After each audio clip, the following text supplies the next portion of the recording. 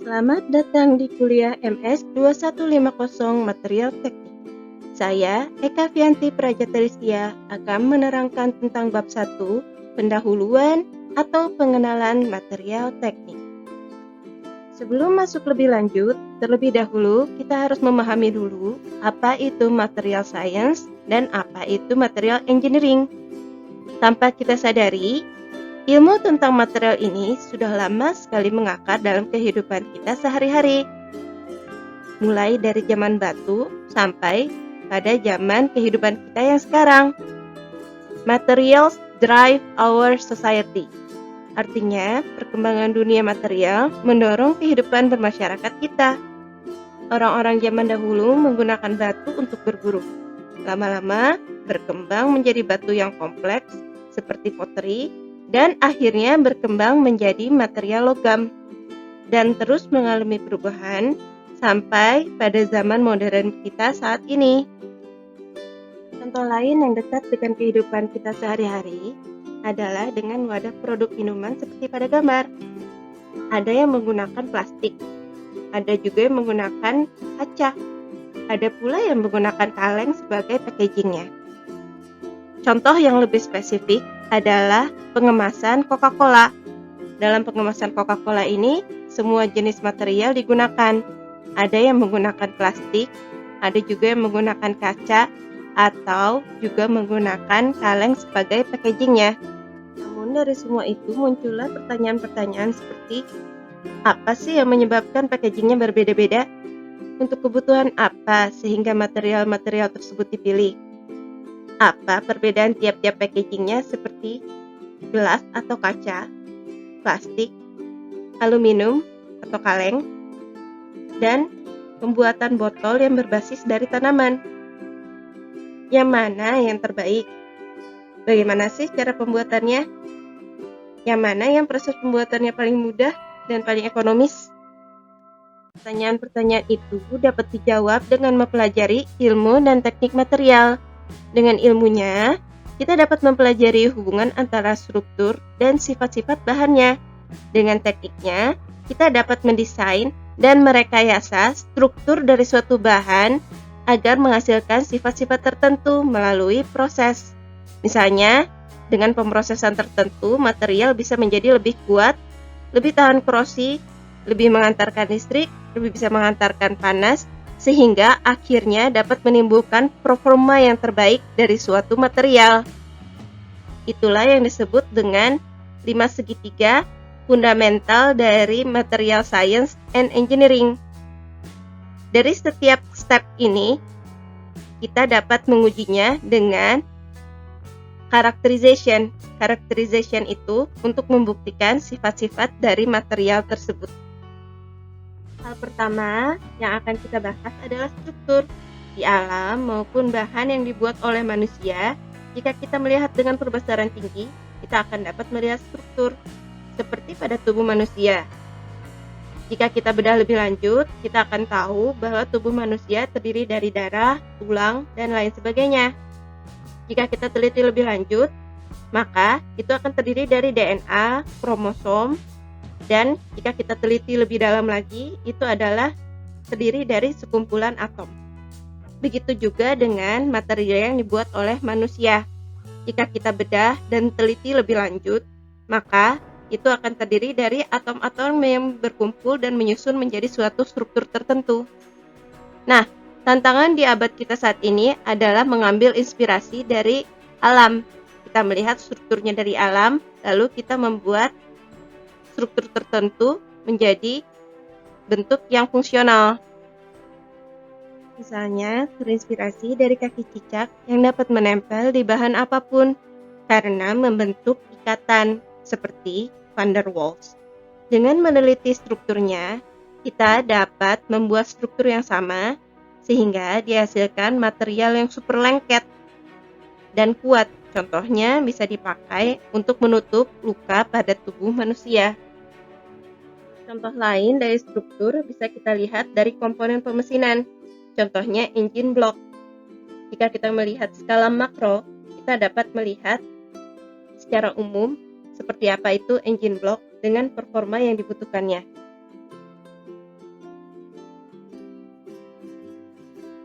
Kita juga mengenal istilah yang disebut microstructure atau struktur mikro. Microstructure ini bisa kita lihat dengan menggunakan mikroskop. Di dalamnya bisa kita lihat butir-butir atau grain. Butir atau grain dalam material adalah sekumpulan dari kristal yang berbeda bentuk dan terdistribusi secara random dan merata di dalam suatu material. Masih pada struktur mikro, jika kita melihat dengan perbesaran yang lebih tinggi lagi, kita akan dapat melihat dendrites atau fasa dengan ukuran antara 50 sampai 500 mikrometer. Dendrit dalam material bentuknya seperti struktur pada pohon, dan itu terbentuk berdasarkan proses yang diterima oleh suatu material. Lebih lanjut lagi, jika diperbesar dengan pembesaran yang lebih tinggi lagi, kita dapat melihat struktur nano. Struktur nano ini terdiri dari presipitat atau kumpulan dari partikel-partikel kecil dengan ukuran antara 3 sampai 100 nanometer. Terakhir, dengan pembesaran yang lebih tinggi lagi, kita dapat melihat struktur atom dari suatu material. Struktur atom ini dapat dilihat dengan pembesaran 1 sampai 100 angstrom. Di sini, kita juga dapat melihat atom-atom yang tersusun menjadi bentuk tertentu yang disebut dengan unit sel. Sehingga, jika diurutkan dari yang terkecil sampai yang terbesar, kita dapat mengurutkan dari subatomik menjadi atomik, menjadi mikroskopik, dan menjadi makroskopik. Subatomik terdiri dari elektron dan inti dari atom. Inti dari atom terdiri dari proton dan neutron.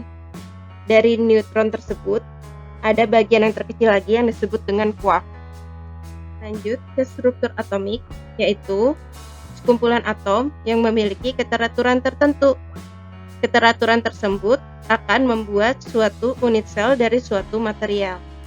Lanjut pada skala mikro, biasanya terdiri dari atom-atom yang membuat suatu grup dan memiliki orientasi tertentu dan berkumpul menjadi suatu material yang solid. Terakhir, skala makroskopik, artinya bisa dilihat dengan mata manusia tanpa dibantu alat. Dari skala makro ini bisa kita lihat bentuk patahan dari suatu material yang mencirikan sifat dari material tersebut. Misalnya, patahan dari material yang bulat atau material yang getas. Kita juga dapat meneliti hasil dari penyambungan dua macam material seperti pada contoh gambar di kiri. Itu adalah hasil dari pengelasan. Seperti yang kita ketahui, hasil dari pemrosesan akan mengakibatkan struktur tertentu, dan dari struktur tertentu itu akan menghasilkan sifat-sifat yang tertentu pula. Maka dari sini kita akan membahas sifat-sifat yang dihasilkan dari perubahan struktur. Contoh pertama adalah sifat mekanis. Sifat mekanis ini berasal dari stimulus berupa deformasi atau pemberian beban, sehingga dihasilkan nilai berupa kekuatan, kekerasan, dan lain sebagainya. Kedua, ada sifat elektrik yang dihasilkan dari stimulus berupa electric field. Yang didapatkan adalah nilai konduktivitas dan konstanta dielektrik. Lalu ada sifat thermal yang dihasilkan dari stimulus berupa panas, yang dapat menghasilkan nilai konduktivitas panas maupun heat capacity. Lalu ada sifat magnetik yang dihasilkan dari stimulus berupa magnetic field. Contohnya adalah magnetic strength. Lalu ada sifat optikal yang dihasilkan dari stimulus berupa cahaya atau gelombang elektromagnetik. Contohnya adalah nilai dari refraction index. Lalu terakhir ada sifat deterioratif atau sifat degradasi dari suatu material yang dihasilkan dari stimulus berupa lingkungan. Contohnya adalah resistansi terhadap korosi untuk suatu material. Hubungan antara sifat mekanis dan struktur dari material bisa kita lihat dari bagan berikut. Kita dapat melihat struktur yang berbeda-beda untuk suatu material yang menghasilkan kekerasan, yaitu pada sumbu Y, yang berbeda-beda pula. Pada struktur A, kita bisa melihat struktur dari suatu material itu terdiri dari butir-butir yang seragam dan bentuknya seperti lingkaran-lingkaran kecil. Dan itu memiliki kekerasan yang kecil jika dibandingkan dengan yang D yang memiliki struktur panjang-panjang seperti jarum yang memiliki kekerasan jauh lebih tinggi dibandingkan dengan material A.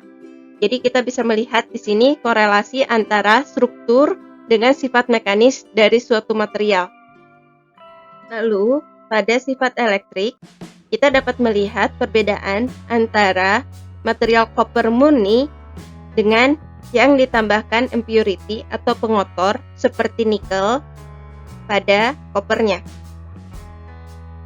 Pada bagian kita melihat dengan penambahan nikel, resistivitas dari suatu material tersebut akan meningkat, sehingga electrical properties-nya juga akan berbeda. Lalu, pada sifat thermal, kita dapat melihat pemilihan material dapat berpengaruh untuk aplikasi-aplikasi yang memiliki sifat thermal yang berbeda-beda. Contohnya, pada lantai pesawat luar angkasa, biasanya digunakan silica fiber karena memiliki sifat sebagai insulator panas. Lalu, penggunaan koper. Jika koper ditambahkan dengan zinc, maka konduktivitas thermalnya akan menurun. Lalu dari sifat magnet yang dihasilkan dari stimulus berupa magnetic field akan menghasilkan sifat berupa magnetic storage dan magnetic permeability yang berbeda-beda pula. Pemilihan material, contohnya besi, jika ditambahkan dengan 3% silikon akan menghasilkan sifat magnetik yang lebih tinggi. Lalu pada sifat optical berupa stimulus dari cahaya, kita bisa melihat contoh dari aluminium oxide. Dari aluminium oxide yang sama, jika strukturnya berbeda, contohnya single crystal, dia akan menghasilkan sifat optikal yang transparan. Namun, jika ditambahkan porositas, maka dia akan berubah menjadi opak, tidak terlalu transparan. Lalu, jika material tersebut porositasnya semakin banyak, maka material tersebut tidak akan tembus cahaya. Yang terakhir, ada sifat deterioratifnya atau sifat degradasinya. Misalnya pada logam, pada kondisi ditaruh pada pembebanan tertentu dan ditaruh di sekitar lingkungan pantai. Pada kondisi pembebanan akan membuat material tersebut menjadi crack atau retak. Nah, retak tersebut akan menjadi bagian paling lemah dari suatu material. Lalu, dengan mudah korosi akan terjadi pada bagian tersebut. Maka solusinya, material tersebut harus dilakukan heat treatment. Pada gambar di samping yang kanan, kita bisa melihat perbandingan antara material sebelum dilakukan heat treatment dan setelah dilakukan heat treatment selama 160 derajat Celcius selama 1 jam. Bisa kita lihat bahwa pembentukan retaknya akan menjadi lebih lambat setelah dilakukan heat treatment pada material tersebut. Sampai sini kita dapat mengetahui bahwa komposisi berupa ikatan molekul, struktur kristal, dan struktur mikro akan mendefinisikan material properties atau sifat-sifat material. Dari komposisi berupa ikatan molekul maupun struktur kristal, jika dilakukan dengan proses tertentu akan menghasilkan struktur mikro yang berbeda-beda. Dari struktur mikro yang berbeda-beda ini akan menghasilkan sifat yang berbeda-beda pula, seperti sifat mekanis, sifat elektrik dan sifat magnetik, sifat optikal, dan sifat thermal. Lalu kita lanjut ke klasifikasi material. dari contoh-contoh produk wadah minuman yang telah kita bahas sebelumnya, kita dapat mengetahui beberapa contoh dari klasifikasi material. Contohnya, kaleng aluminium yang tergolong sebagai metal, botol kaca yang tergolong sebagai seramik, maupun botol plastik yang terbuat dari polimer. Kita akan bahas satu persatu. Dari metal. Metal adalah kategori dari material yang terdiri dari satu atau lebih metalik material. Nah, metalik material ini adalah besi, aluminium, titanium, emas, nikel, tembaga, dan lain sebagainya. Atom-atom dalam logam biasanya tersusun secara baik dan teratur, seperti pada gambar. Lalu kita juga mengenal yang disebut dengan seramik. Seramik ini banyak terdapat di sekitar kita, seperti gelas, botol, dan lain sebagainya. Seramik ini terdiri dari oxide, nitrites, dan carbides. Berbeda dengan logam, biasanya seramik terdapat cacat di dalamnya. Ada juga yang disebut dengan vakansi. Lalu kita lanjut ke polimer. Polimer ini merupakan famili dari plastik dan karet. Polimer terdiri dari mer yang tergabung menjadi satu, menjadi sebuah rantai atau disebut dengan polimer. Lalu kita juga mengenal satu jenis material lain yang merupakan campuran dari macam-macam material yang sudah kita sebutkan. Yang paling terkenal dari komposit ini adalah CFRP atau Carbon Fiber Reinforced Polymer yang biasanya dibuat untuk kebutuhan industri pesawat dan macam-macam fungsional material seperti rangka sepeda atau skateboard. Lalu dari klasifikasi material tersebut kita dapat melihat sifat mekanik yang berbeda-beda pula. Contohnya, untuk kekuatan dari suatu material pada sumbu Y ini.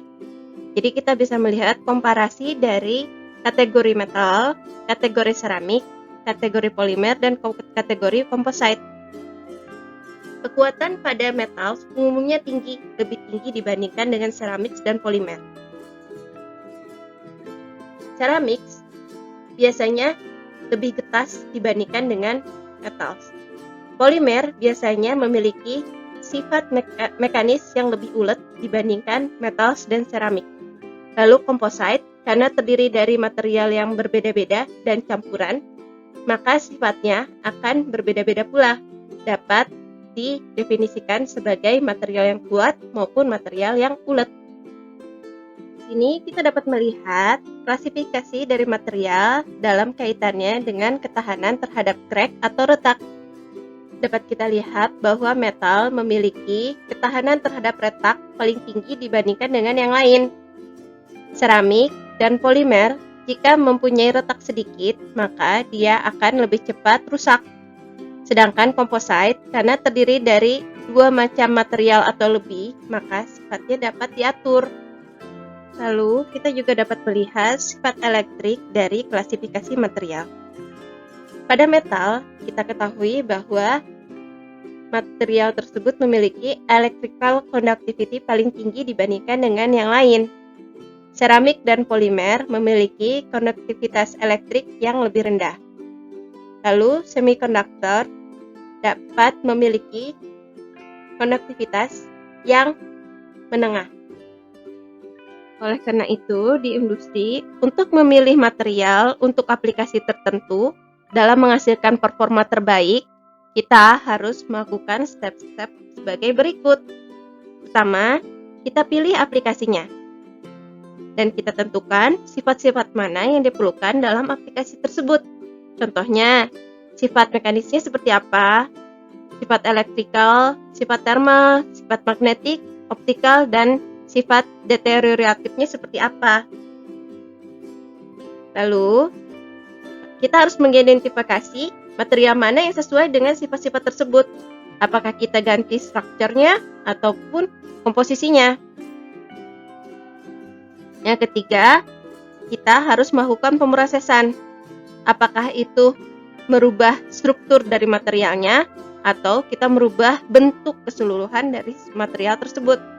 Misalnya, kita bisa melakukan dengan cara casting atau mencetak. Lalu, bisa juga dilakukan dengan cara sintering atau heat treatment atau pemanasan. Lalu, bisa juga dilakukan vapor deposition atau dengan cara penambahan doping, dengan cara forming, atau dengan cara joining atau pengelasan, atau dengan cara annealing. Setelah itu, kita dapat memilih sesuai dengan kategori material sesuai dengan sifat-sifat yang kita butuhkan. Contohnya, kita menginginkan material dengan kekuatan yang tinggi. Maka step pertama, kita akan memilih antara metal, seramik, maupun composite.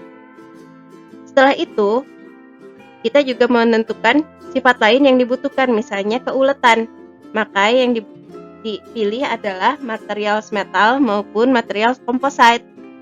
Aspek lain yang ditinjau adalah cost atau biayanya. Dari perbandingan biayanya, ternyata ongkos untuk memproses metal ternyata lebih murah dibandingkan dengan composite. Maka, untuk pemilihannya jatuh pada kategori metal. Material yang digunakan untuk aplikasi high technology atau high tech dikenal dengan istilah advanced material. Material tersebut dioperasikan dan difungsikan pada aplikasi yang modern dan sophisticated. Kita akan membahas contoh-contohnya. Yang pertama, ada semikonduktor. Semikonduktor adalah material yang punya sifat elektrik antara electrical conductor, yaitu metal, dan insulator, yaitu seramik atau polimer. Semikonduktor ini biasanya digunakan untuk industri elektronik dan komputer. Yang kedua, kita mengenal yang namanya biomaterial. Biomaterial adalah segala material yang kaitannya dengan medis, seperti implan pada tubuh. Implan pada tubuh harus tidak beracun dan kuat untuk ditanam di dalam tubuh. Yang ketiga, kita mengenal adanya smart material. Grup dari material ini adalah material yang mampu melakukan penyesuaian dan memberikan respon terhadap lingkungan. Misalnya material yang berubah warna atau bentuk karena perbedaan suhu atau pH. Yang terakhir, ada grup nanomaterial. Nanomaterial itu terdiri dari material apa saja dari klasifikasi tradisional seperti logam, seramik, dan polimer yang memiliki ukuran kurang dari 100 nanometer.